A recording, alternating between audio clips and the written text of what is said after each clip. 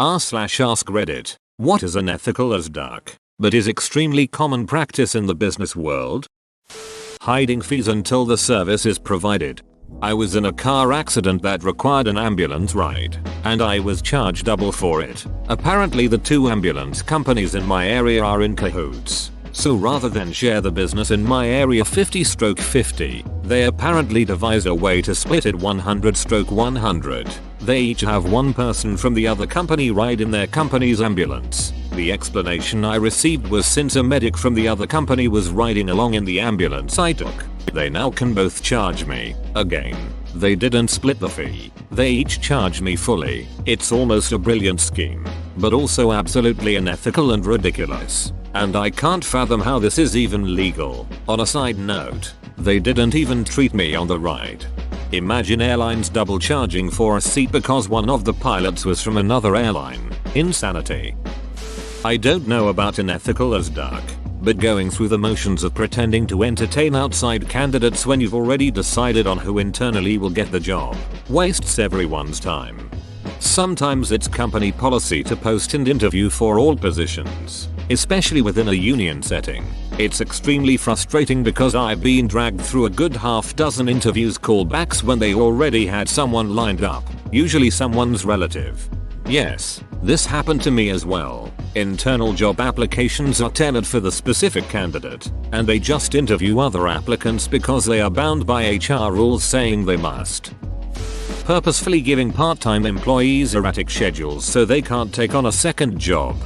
Dang, never even thought about this. I always wondered why it was so hard to give people normal, set schedules. This opens my eyes. It's to make it easy to cut hours. An employee under constant threat of less hours is more compliant and easier to get rid of without risk. Giving your employees just few enough hours that they don't qualify as a full-time employee, so you don't have to pay them benefits. I worked at Walmart in high school. There were older adults who worked tons of overtime, really out their heart into the company. How were they rewarded? At the end of the pay period, they had shifts cancelled to keep them under 40 hours. Such a garbage company. You can bet when I witnessed people shoplifting I looked the other way. Duck that company. Not just cancelled shifts, written up for going more than 5 minutes over your scheduled clock out time within a pay period. If suddenly tasked with something from management 10 minutes before the end of your shift, you better complete it with enough time to spare to sprint to the time clock to get out on time. Oh, yep, this is usually being called to register in the middle of a rush. But if you clock out and are approached by a customer with a question, you are supposed to still direct them to one of the non-existent people out on the floor, because they only staff for restocking in the morning or running registers, or help them yourself. Loyalty is punished by laying the most work on the most productive, while overlooking these workers for promotions. If you're a great worker, they give you the shit jobs because you don't bitch and moan. I can confirm. I was moved 5x in 1 year at my last job because I wouldn't raise a fuss. I also was one of the few to work every team. It didn't help me come layoff time. Edit. The last move that year was to a different building and department. They told me the day I came back from bereavement. I'm still salty about that 7 years later. Chronically and purposely understaffing. Looking at you. Retail and assisted living companies. The staff who take care of our aging citizens are being treated like dirt. I never realized, no family members in LTC facilities, how bad this problem was until I did a clinical rotation in a nursing home. 1 nurse to 20 patients, 1 CNA to 10 patients. They were absolutely not being turned briefs checked every 2 hours.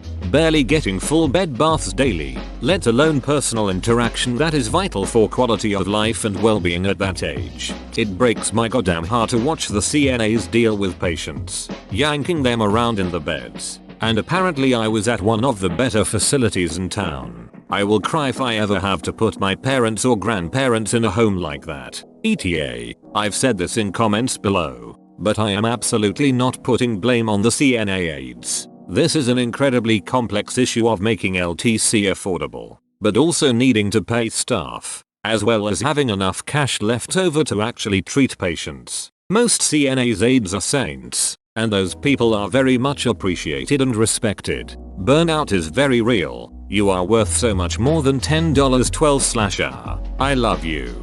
Thank you for everything you do for your patients. Not paying invoices until you've been chased multiple times, as standard policy. Had a boss who did this, but hated it when people did it to them. Boss claimed they paid late because everyone else did, but there are plenty of arguments each way there. Boss also hated it when one creditor applied to have the company wound up, liquidated, for non-payment because of the delay. In boss's semi-defense, it was like the proverbial sledgehammer to crack a nut. The bill was for a relatively small amount of money. In the creditor's defense, I think they were making a point about the whole late payment practice in general. A tactic that should be used more often. It's usually cheap and easy, and nothing moves a payment like the threat of bankruptcy. Raising prices before putting items on sale. Looking at you, Kohl's. As a former Kohl's cashier, I can attest that they are the worst with this. It should be illegal. I worked as a fraud investigator at a bank. We have rules and laws that we have to abide by, or the company got fined. I had a higher up, probably second or third tier from CEO, tell us explicitly that there are no exceptions to the rules except for our more affluent customers. That's why I hate management. They lie. Oh, next year you guys will have the holidays off. I'm still working every holiday. You can't use your cell phones because it's a security issue. A security guard will escort anyone out that uses their phone. Same manager walks by on their cell phone an hour later. If it's not in print, it's just talk. Firing someone the moment you find out they're looking for another job. This is something I'm actually quite impressed with my current workplace. They know I'm actively looking for a job, but they're still sending me to trainings so I can use that in future employment opportunities. Sometimes employers hope that employees realize that it's not always greener on the other side. I've had employees that left because they wanted more money. Their salaries were already competitive. What they later failed to realize was that the little things they had at the office were not available at the other company.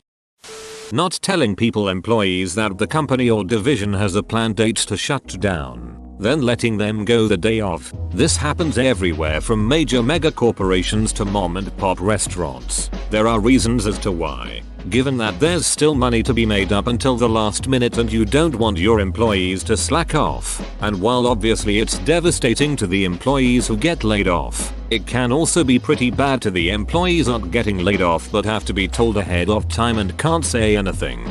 It's also to protect stock, at least with public companies. If investors find out that a company is going bust, they will run. The stock price and value of the company plummets, and the business goes out of business even quicker. Absolutely. And not just stocks. If there's other money coming in like advertising sales or product orders, they don't want to devalue that months ahead of time. Larger companies that kill competition innovation by buying out smaller companies just to stop what the smaller company is doing, or even keep lobbying the government to create barriers, restrictions for entry. My private lab company got bought by a huge lab solely because we were the only lab 400 of miles that could do a specific set of tests. Within months of buying us, they fired half the company and we lost accreditation for the test and they were never able to regain it. Now they've turned us into a service provider and everything we do is based on how much money we can bring the company. Overworked, stressed, 50% of the building is always looking for new jobs. And I presume the market suffers, too, now that the only local provider of those tests disappeared. Favoritism. Promoting people into positions who have no business being there. Treating people bad to make them quit the job because you don't have the balls to fire them, or you are afraid that the word your company can fire someone anytime will spread and you will lose control. I think this has to do with avoiding paying benefits. I think employers can sometimes be made to pay some amount of their fired employees unemployment benefits. There are a million different variables to consider how and when this would apply, though. In the US, unemployment benefits basically work like an insurance policy. If you fire someone, that person makes a claim and get paid. Then the employer's unemployment insurance rates go up because a claim had to be paid. So yes, companies actively avoid firing because if they force you to quit, then your claim gets denied and their rates don't go up. Firing a manager than dumping their responsibilities on a regular worker with no pay raise. More generally, not replacing workers as they exit and dumping the workload on the dwindling staff without increased pay. Unpaid internships are supposed to be on-site learning opportunities but are often just slave labor. It's actually illegal for an unpaid intern to do anything that can be considered work for the company, but it hardly gets reported because those interns won't need that slave internship to get into their career field. Unpaid overtime, more colloquially referred to as being on salary.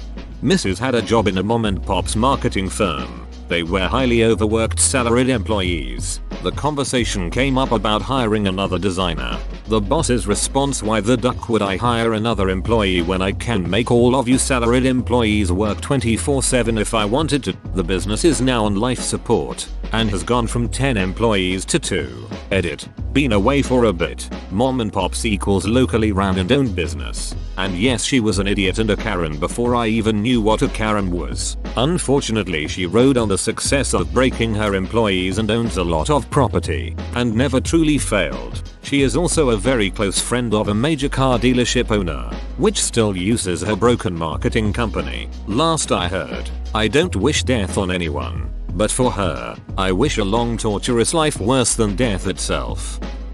Unpaid internships. No excuse for this. Selling user data. This is massive. Large organizations who donate contribute large amounts to non-profits. 501c3s. Frequently strong-arm the little charities they basically support into giving up that data for their personal groups' marketing and data. I give us your membership information, a wink wink. You might have some issues with your budget next year. There are a bunch of 501c3s in Wyoming that got their data used by the Storer Foundation groups during the last few election cycles here. Best way to win votes. Play to their heartstrings or where they donate. Edit. Tons of bigger money groups do this. I'm just specifying the one I have experience with. When I worked part-time at Sam's Club, the manager was intentionally cutting our hours back to take away from our bonus and add to his at the end of the year. This also happened when my husband and I worked at the Home Depot. The bonus was more than some people make annually. One of the Azams straight up bought a new car. My old salaried position requires copious amounts of overtime. In the end, my hourly wage was less than the people I was supervising. Salary is a ducking scam. Their whole argument is that where it doesn't matter how much you work, you get paid the same amount. So if you have a slow week with little to do, you can leave early and not worry. It'll just be balanced out when it's crunch time and you have to do unpaid OT. Thing is, there's basically never a time where you have so little work you can skip out. And on the occasions that you can, good luck not getting in trouble for making the company pay you for not doing anything. Never mind that you're doing extra work for no pay far more often. Salary is a scam because they put a floor on the amount of hours you're expected to work but not a ceiling. Employer wage theft is said to exceed the amount of normal theft in the US. https://en. Wikipedia. Org wiki wage theft. White collar crime dwarfs the kind of crime cops will go after. Heck, what cops take legally through forfeiture is more than all the illegal theft. When the criminals can make the laws, they tend to exempt themselves. It's just business. Firing people for medical issues. I don't know about all the states etc. If anyone knows, please illuminate. A coworker of mine took a long medical leave for a spinal issue she was having with her neck. I believe she had surgery and then was on leave for a few weeks. Doc recommended not working more than 4 hours a day. When she came back with that news to HR, they fired her on the spot. I thought medical issues would be a discriminatory termination, but apparently they can just let you go if the state is at will. Sorry you had this invasive surgery that cost you a fortune, but you don't have a job anymore, see ya. If this is the US, that is illegal for most workers. FMLA. FMLA protection runs out after 12 weeks, and it only applies after you work there a year, and only if you worked 1,250 hours in the last 12 months. It's super easy to get rid of people for medical reasons that don't violate FMLA as long as you're willing to be patient. Lobbying the government to change the law to benefit your business. You pay for electioneering. They get elected and hook you up. Lower taxes, weakened regulations, etc. Hacking democracy. 0-hour contracts. Basically you are a full-time employee, but have no set hours, and have to come when you're called, or otherwise be scheduled as they see fit. Edit. Lots of queries. Here is a Wikipedia article on this issue that answers most questions better than I can. https://en.m. Wikipedia. Org Wiki 0-hour contract. Giving people an hour below what is considered full-time so they don't need benefits, and also apparently changing people's time cards frequently. Every job I've had has done that, and at the expense of my hours pay too. Changing time cards is very illegal, not just unethical. My job had an e-login system for the time cards and forbade us from looking at how many hours we had. I'd ask the boss to check it for me and he'd say, "You can do math, add it up by hand." However, they changed their tune very quickly when I pointed out I somehow had been paid for 15 minutes less than my calculations. Bribes are super common.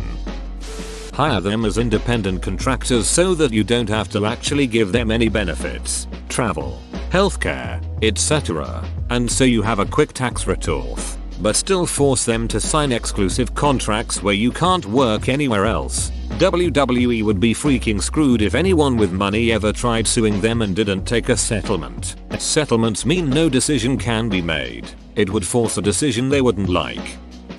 Insider trading nepotism. Fun fact, JFK's dad got rich by inside trading back when it was still legal. He was later appointed head of the SEC. The first thing he did was make insider trading illegal.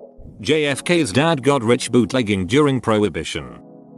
Letting people kiss their way to the top when they are highly unqualified happens more than it should and causes a lot of issues for people who are under them or who didn't get that position because they don't kiss, but are way more qualified. The general practice of being able to cut you loose with zero notice, but if an employee decides to leave, they need 2 weeks notice, and even then, companies will raise a stink. It's completely legal to quit your job without a 2 weeks notification. You simply risk burning bridges there. Fine print, open bracket. I always read it because all the bad stuff is there, but so many don't know to. I think we don't read it not because we don't know about the threat, but because we feel powerless to do anything about it. I know I do. Hiding all your assets and going into bankruptcy so you don't have to pay the people you screwed over with your addictive medications. Over half of US university instructors are part-time faculty, paid per class, adjuncts and graduate students, non-full-time, no job security, no benefits. Often these teachers commute school to cover enough hours to make a living wage. Tenured professors work hard and deserve the benefits they receive, usually, but the rest of the faculty are barely making a living and can barely pay off their own school loans. Edit. https://www.arp.org sites default files /10,112,018 divided by 20 data % 20 snapshot % 20 tenure PDF. In Australia, businesses would open for 11 months. They would sell products for cheaper than their competitors could because they paid no tax on them. Then when tax time came, they would wind up the business and start a new one in a month's time. It was so common business tax went from being done yearly, like income tax, to being done 3 monthly, might be even more frequent now. I've been out of Australia for the last 18 years. Suicide your witness before he gives info on your rich pedophile buddies. The technique where places like Starbucks open an unnecessary amount of stores, so that their competition such as smaller, family-owned coffee shops are out of business, then close the extra shops down. So I aviged it. Someone commented the name of it, market saturation. Strongly encouraging employees to not share their salaries with one another so that you can play favorites without anyone finding out. At-will employment. Firing people and lying about why you fired them. Making people sign non-competes without financial compensation attached. Firing someone because of a medical condition. Happened to me. I hope they burn for it. Categorizing your employees as salaried simply so that you don't have to pay them overtime if they are forced to stay late. But wait, you came in late? Make up those hours. Some airlines don't refund the money for the ticket even if the passenger couldn't travel because they died. Medical business. Trying to stop people from getting procedures, like a vasectomy, because you think they'll regret it. Planes overbooking their flights. You are literally selling something you don't have.